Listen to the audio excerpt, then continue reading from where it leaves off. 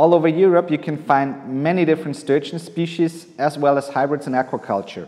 However, many of those species either being not native or consisting of stocks that are not native to the area they are produced. Due to accidents, for example floods or also incidental stockings, these fish can also be found in our wild water bodies, which may cause problems for the natural population.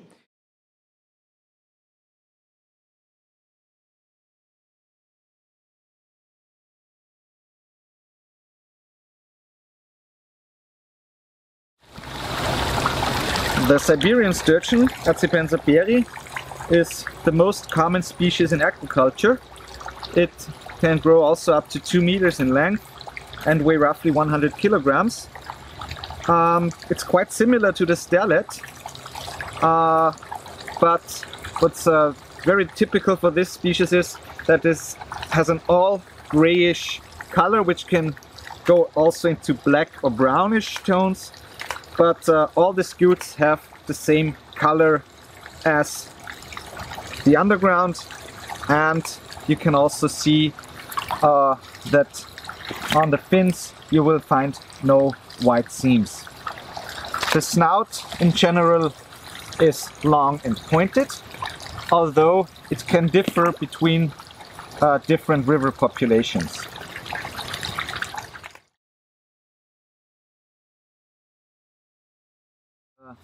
The white sturgeon, Accipenser transmontanus, is native on the western coast of North America and the Pacific, and was imported to Europe for caviar and meat production. Is farmed quite intensively in Italy. It can reach up to 6.5 meters in length, so it can grow quite big.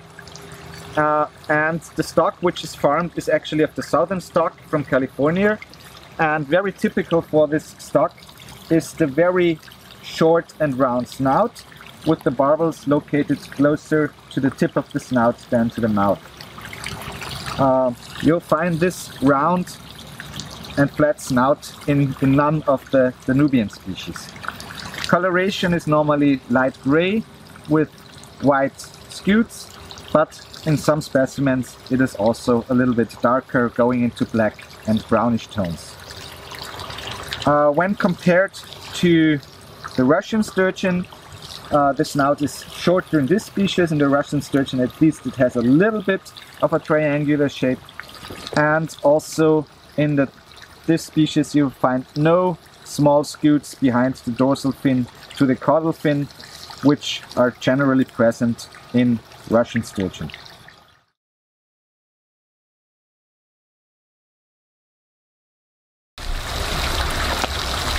The Adriatic sturgeon, Accipenser nakari, farmed for meat and caviar in both Spain and Italy quite a lot, and also used for reintroduction efforts in the Adriatic basin.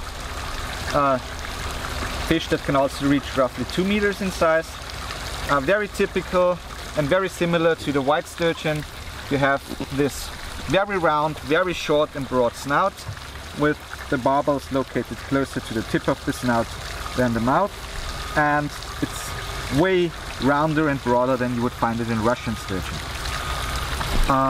Coloration is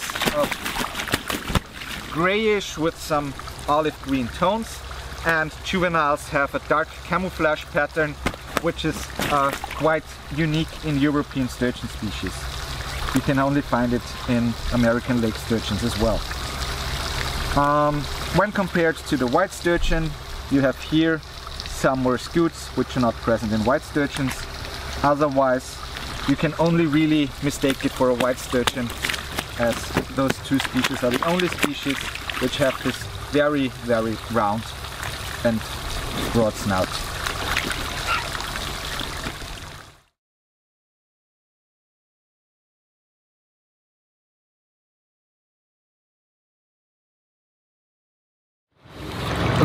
The Bester is one of the more common hybrids already during communist times, and it's a hybrid between the beluga, the Hus and the sterlet, the Accipenser rutenus.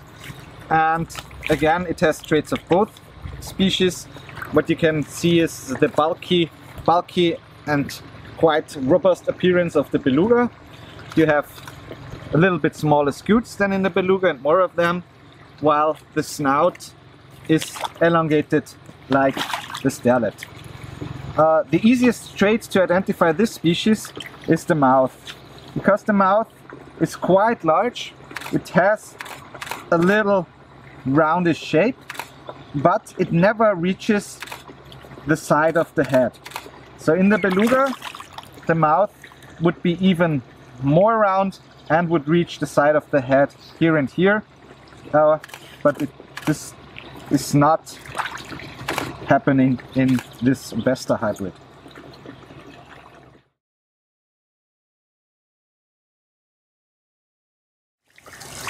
This is a hybrid between the Russian sturgeon, Accipenser güldenstädti, and the sterlet, Accipenser rutenus. And in hybrids you always have traits from both parental species. And it always differs which species is the maternal specimen and which species is the paternal specimen. In this case, you'll find that the snout is quite similar to the Russian sturgeon, so quite short, but nevertheless very pointed. The coloration is also very similar to the Russian sturgeon, but you can see that there's quite a lot of lateral scutes. So there are way more lateral scutes than what you would find in pure Russian sturgeon. So this is a trait which comes from the sterlet as parental specimen.